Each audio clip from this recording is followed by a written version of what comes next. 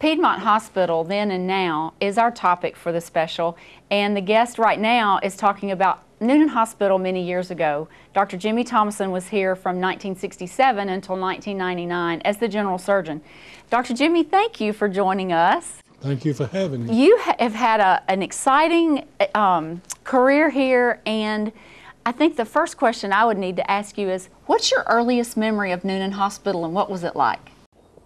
When the war between the states happened, Newnan was designated as a hospital town, and there were 7 hospitals, and surgeons from all over the South were sent in, and the hospitals were housed in warehouses, churches, homes, public buildings, and it was very, very active. And we have many Confederate soldiers and Union soldiers buried in the cemetery here because there was such a big battle in the Battle of Brown's Mill. Right. When the Union soldiers came in, and an overwhelming force of Union soldiers was defeated soundly by the Confederates, and so they were all treated here. So Newnan has always been sort of known as a hospital town.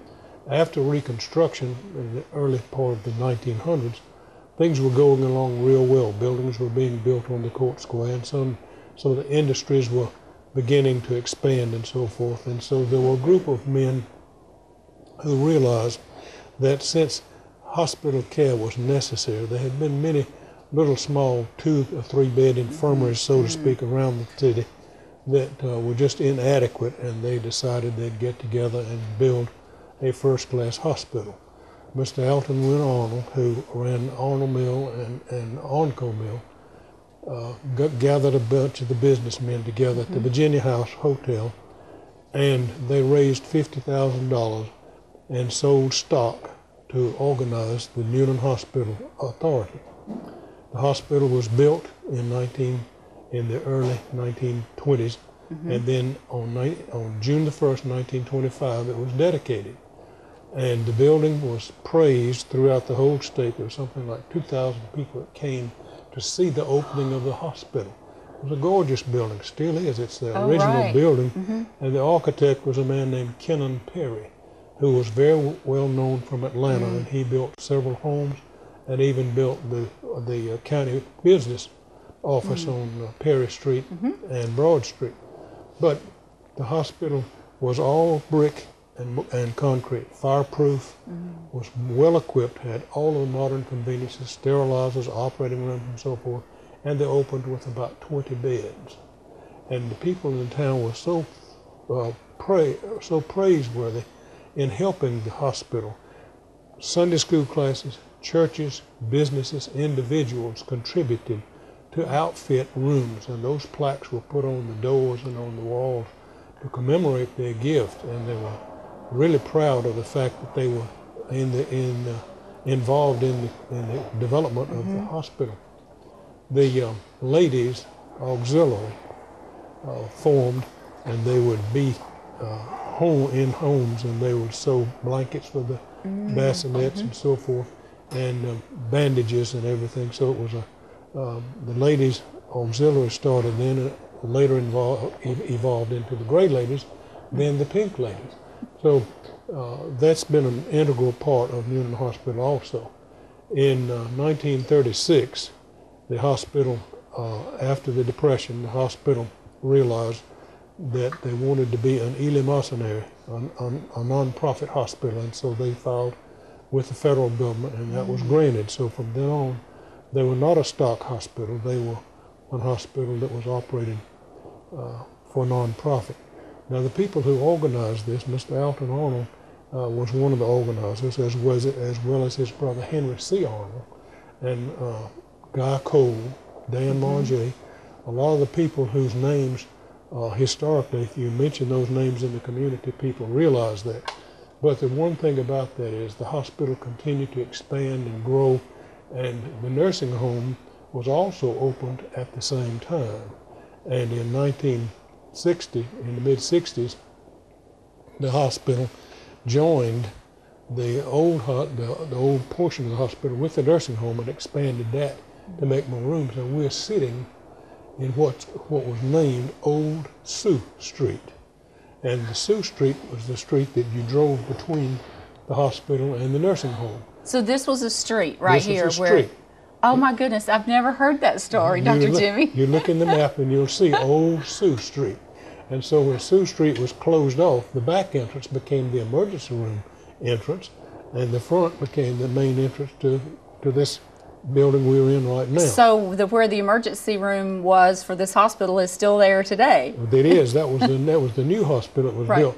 And the hospital was built with funds that Mr. Ellis Penniston left in memory of his wife, Mildred Arnold Penniston, who was one of Mr. Elton's daughters. And through the years, Mr. Henry Cole was the first president. And through the years, I believe his son Hamilton was president. Guy became a board member. Susie's mother organized the Gray Ladies, and when Susie and I came back from the Navy, Susie was involved with the Pink Ladies. And during the course of the years, Emmeline, our daughter, was patient representative, and Jim in high school worked as an orderly, and he wore glasses as I do, and he would go pick up the patients, and they'd say, "Oh, Dr. Thomason, I'm so glad you came." And he would just laugh and say, "Oh, I'm so glad to see." He didn't tell him that he wasn't really you, right? Exactly right. And so through the years, the family connections have remained strong. And as we speak right now, the fourth generation, our son Jim and his wife Jennifer are working with the new hospital in fundraising. And Guy Jr. is an internist who practices and uses Newnan Hospital. Kirby Arnold, Guy's son, was on the board. Guy was on the board. I was on the board. And Susie's daddy was president of the board until he died. So it has stayed sort of close to the family ties, but not, the families didn't so much run it. The families were just interested in serving Right. it. And so the hospital has been a pride of the community. Now, as things grew along in 1962, there was a need for expansion. And so there was an Hill-Burton Act that came out in the early 60s, where you had county funds, federal funds, and local funds that matched to build. And they built the Coweta General Hospital on Hospital Road, which is where Piedmont Newnan Hospital campus is right now. It opened with 103 beds, and before they closed and before Piedmont Newnan bought it, they were up to about 140 beds. And Newnan Hospital expanded to about 100 beds through the years by adding wings and additions and so forth. So the expansion of the medical hospitals in Newnan has been a strong, vibrant force in the community. And even today, families who grew up coming to Newnan Hospital still prefer to come to Newnan Hospital. And they're thrilled that the new hospital will be online within a few weeks. Right. So it has been a historical labor of love for the whole community, not just the Arnolds and the Coles and the Marjays, but the whole community has fallen in, and you can find the names of Sunday school classes and churches and so forth in the old plaques that commemorate the fact that everyone embraced the idea of a first-class hospital as we do today. Well, I was going to add just the rich history from the early 1900s until today, and the enthusiasm and the support that the hospital has gotten for all those years and continues today to support with the new facility is phenomenal. And when it opens, it's going to be so nice. It is. I've been touring it recently, and it's just all the new equipment and everything is just unbelievable. So it's going to be nice to see that open up. Well, we're thrilled too. Kelly Lofton was so nice to take Susie and me with Jennifer and tour a very limited portion of the hospital. We went through the emergency room, and I was just amazed at the size and the expanse and the ability to handle so many patients at one time. Right. And the operating rooms are just massive and so well equipped, and everything is just as modern as it possibly can be. And I'm so sorry that I can't practice. Well, and I'm sure there are a lot of people in the community that wish you would still practice or could still practice, but We know that that's where you are in your heart, and you had many, many good years here. And Thank you. You helped a lot of people in this community, and you're still active in the community. You're just not practicing medicine. No, I'm not, but I still love it, and it's nice to know that from time to time I can pass people in the grocery store or in church, and they'll ask me a question. Sure. and ask for my advice, and it thrills me to death to feel like people still have the confidence in me to ask me a question like that. Well, you've helped me a time or two when I've asked, so we'll save those little hints for just between us. That's fine with me. The second segment of the NuLink special presentation, Piedmont Newnan Hospital Then and Now, highlights Michael Bass, President and CEO of Piedmont Newnan Hospital. It's so exciting to think about what's about to come, and this facility we're sitting in here now will soon be closed, and we'll go to the wonderful, amazing new hospital on Poplar Road. Yes. Tell us a little bit about when Newnan Hospital sold to Piedmont, and also when the Newnan Hospital here was physically built. Okay. This facility opened in October of 1962. And at that point in time, it was state-of-the-art and served the community well for 50 years. Right. Piedmont purchased this facility from the Newnan Hospital, Inc. board effective March 1st of 2007. Okay. So we've been operating as a Piedmont facility since then. We lease the facility on Jackson Street. Piedmont did not purchase that. Okay, I was not aware of that. Okay. Now, it's going to be interesting just physically moving the patients. You know, to me, that's just a monumental task. How do you do that and maintain the care for the patients that you always strive to provide? Well, it's interesting, the move of the patients from here to the new facility will occur over about 2 hours. And we will have spent probably 14 to 15 months preparing for that 2-hour move. Is it going to be a caravan so that the reporters and everyone can watch and stand along the line like it's a parade? I don't think so. It's going to be, we're going to start at 5 a.m. Okay. And so should be probably still dark at that point in time, but we will transport the patients, the few that will be remaining here, starting at 5 a.m. on May 8th that morning, and then we should be finished, quite frankly, by 7:30. Now, will there come a time prior to May 8th that you would not admit a patient? We will admit patients here, including on May 7th. Okay. And then beginning May 8th, the morning of May 8th, all admissions will be at the new facility. And basically that's when the last transition will occur. So any patients that are still here, we will move them over. And I'm assuming, based on the number of patients you will have on May 8th, that you will have contracted with ambulance companies or EMT facilities to come and transport those patients, right? Right. We've contracted with a company that specializes in this type of move. Oh, huh. That's interesting. That's what they do, and they do it extremely well. Well, I can imagine, because the last thing you would want is to have something happen in that transition with a patient, particularly that's under critical care, you know, because that could cause a problem. Correct. And what we'll do is the nursing shift, the clinical staff coming on duty and in the morning of May 8th will report to the new facility. They won't come here. Right. So they will basically be getting the new facility ready. The night shift here will have prepared the patients to be moved, and so they will escort the patients out to the ambulances, load them up, get everything ready, wave goodbye. They'll go home. Their shift is ended. The ambulances will go over to the new facility, and the staff that have just coming on board, they're fresh and ready to go, will greet them right there at the ambulance and take them up to their pre-assigned room, and we anticipate it's going to go very, very smoothly. And also, I can imagine there's probably been a lot of training that has already taken place and will between now and May 8th to make sure that the clinical staff and everyone that's employed here knows exactly what the new procedures, the new equipment. Has that been a challenge? It's been a challenge would be an understatement. We started this process over a year ago, and really looking at how every single department in the hospital will function in its new facility. And for every single department, it's a document been developed of all the new procedures, policies, how that department must work in a new facility. We've got work plan organization documents, WPOs, and that's for every single department. In April, by the 1st of April, the new facility will be stocked, fully equipped, and will be functional.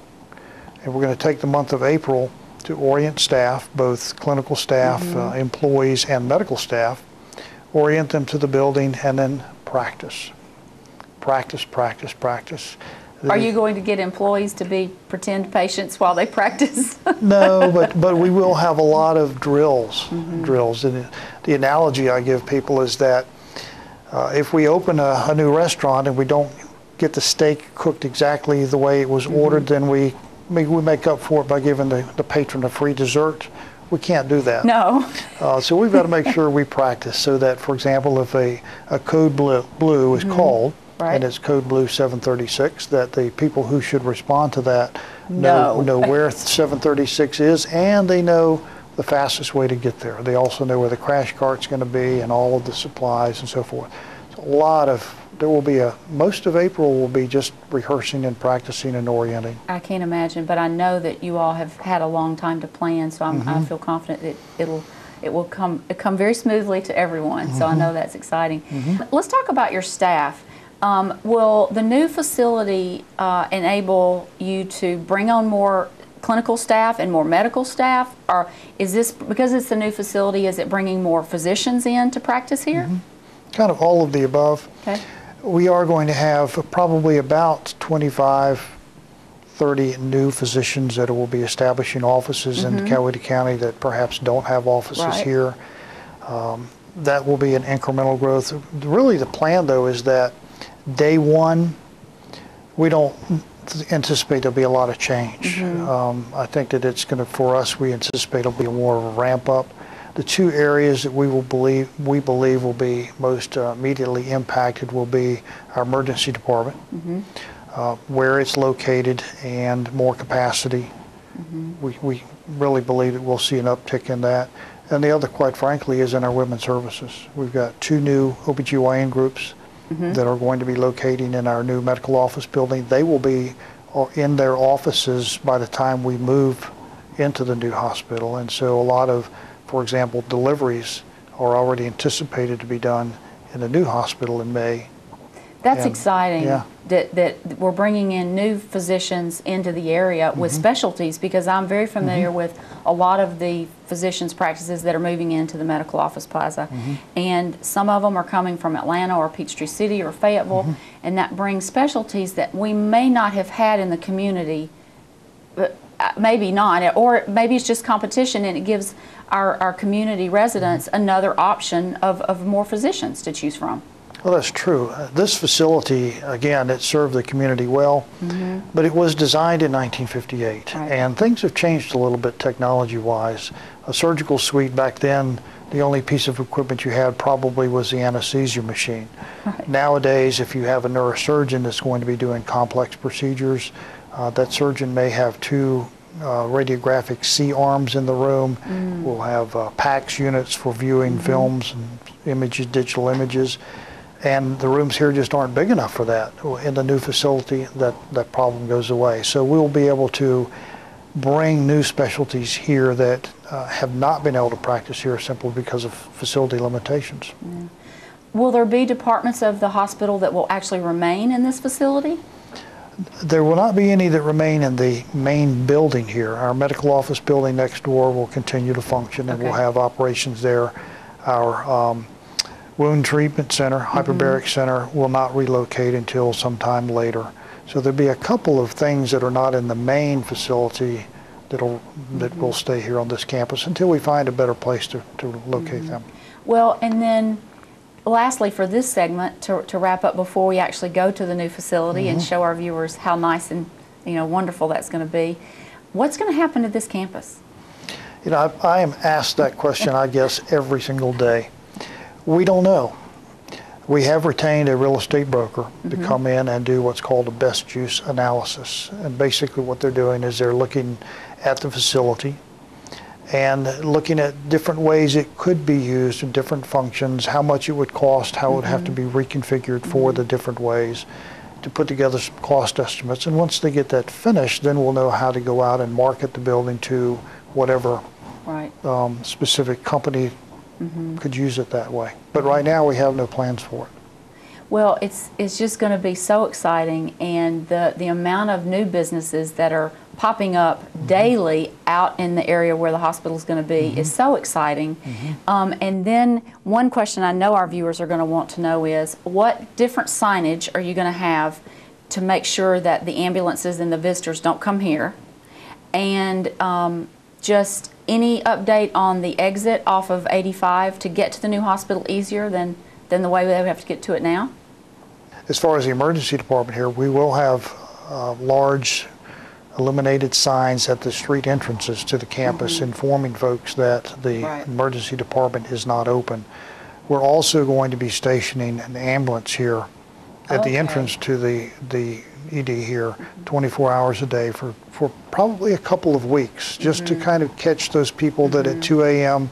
chest pain forgot. And we'll work through that for a couple of weeks, and then after that time we can probably eliminate that here. As far as signage, there will be adequate signage, the big blue H's and so forth. That's part of some of the minutia we've been in, quite frankly, in planning the move. So there will be appropriate signage to get people, until the new exit is finished, at least route them from exit 41 or from exit 47. Michael, thank you for joining us for this segment. You're welcome. And telling us a little bit about the history and what the transition plan is going to be like going forward. I know our viewers will want to stay tuned for the third segment of our special entitled Piedmont Newnan Hospital Then and Now, because now we're headed over to 745 Poplar Road to see the new facility, so stay with us.